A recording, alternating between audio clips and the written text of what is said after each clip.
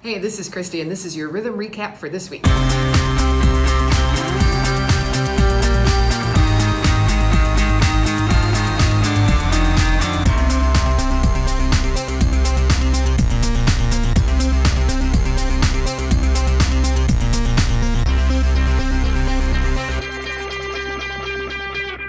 Jason talked about what it means to be a man, and this week we're going to talk about womanhood.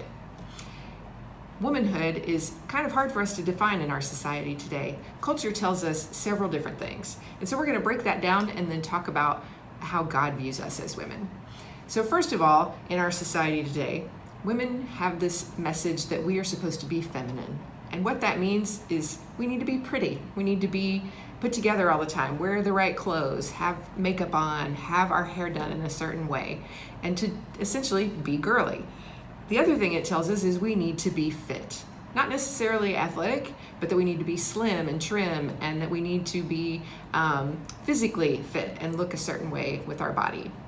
Society also tells us our role in society, and to be family oriented, to like kids, to learn how to run a home and those things. And not that those are bad, but that's just what society tells us, that we need to be family oriented. Society also tells us to be friendly, that we should be smiling, and we need to keep our emotions in check.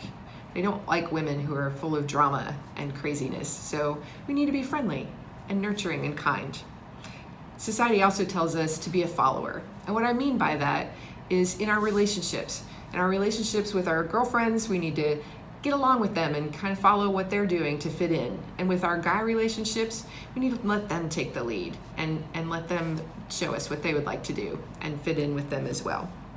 And it gets even more confusing than that, is if those things weren't hard enough to follow. Society also tells us that we can be whatever we want to be. We can do whatever we want to do, that girls rule the world. So with that message, we could be whatever we want. We could be brain surgeons, astronauts, firefighters, whatever that looks like. But we still have to fit into this other category of looking good. And so we get this message that we can be whatever we want to be, but we need to look good while we're doing it and do it with a friendly attitude. And that's really a lot to live up to. And that's really hard to do. Do we have to pick one, do them both, do them at different times in front of different people? It's very confusing. This gets even more magnified when we talk about social media and how we continue to compare ourselves to what we see, the images that we get bombarded with every day. We compare, we critique, and then we compete and try to conform with what messages we receive on social media. We do this 1,000 times a day, whether we realize it or not, whenever we're looking at our social media feed.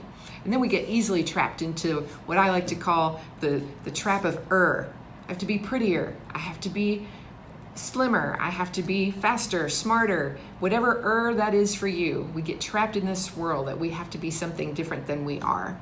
So what are we supposed to do? What does this mean? And how can we view ourselves in the way that God views us? Every interaction Jesus has with women, he elevates them to human status. He treats them with dignity and respect, no matter what their situation is. In the life of Jesus, he has women who are his fellow disciples. He has women who financially support him. He even has women friends. And we see this in the story of Martha and Mary.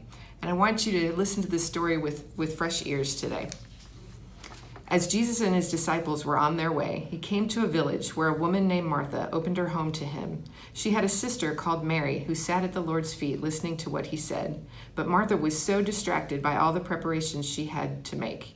She came and asked him, "Lord, don't you care that my sister has left me to do the work by myself? Tell her to help me."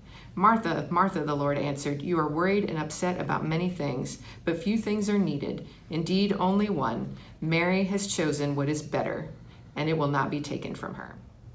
Instead of being upset with Mary, Jesus instead vindicates Mary and her choice to be Mary and not Martha, her choice to study and not go into the kitchen, her choice to be something other than what society expected her to be. And so we see in this story that Jesus elevates women to the right role of just being human, that all humans have the right to lead their lives in a way that is honoring and valued and respectful.